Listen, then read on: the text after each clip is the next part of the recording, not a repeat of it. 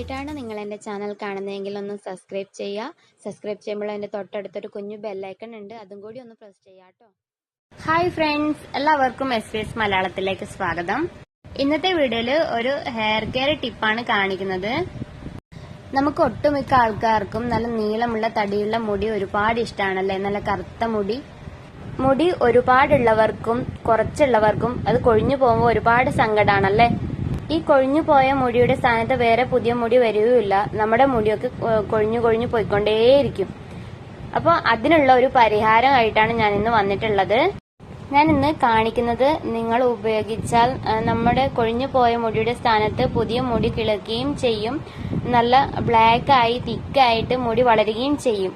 എല്ലാവർക്കും ഇത് വളരെയധികം തന്നെ എഫക്റ്റീവ് ആയിരിക്കും.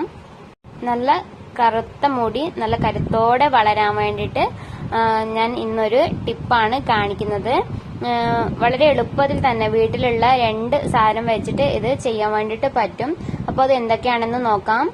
ഞാനിവിടെ ഒരു ഉള്ളിയാണ് എടുത്തിട്ടുള്ളത്, ഒരു മീഡിയം സൈസിലുള്ള ഉള്ളി. ഈ ഉള്ളിയെ നമുക്ക് ഒന്ന് കട്ട് ചെയ്ത് മിക്സി ജാറിലേക്ക് ഇട്ട് കൊടുക്കാം. ഇതിനെ ജസ്റ്റ് ഒന്ന് ക്രഷ് ചെയ്ത് ഇതിന്റെ നീരെടുക്കണം. അതിന് വേണ്ടിയിട്ട് ഇതുപോലെ ഒന്ന് കട്ട് ചെയ്ത് മിക്സി ജാറിലേക്ക് ഇട്ട് കൊടുക്കണം.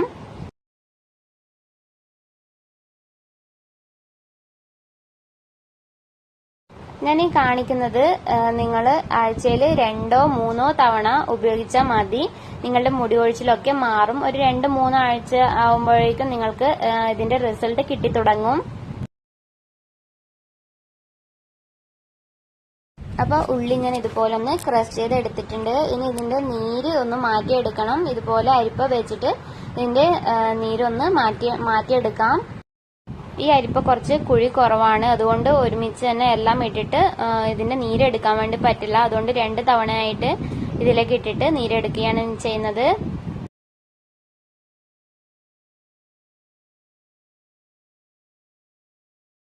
ഇതുപോലെ ജസ്റ്റ് ഒന്ന് പ്രസ് ചെയ്യുമ്പോൾ തന്നെ ഉള്ളിയുടെ നീരൊക്കെ വരും.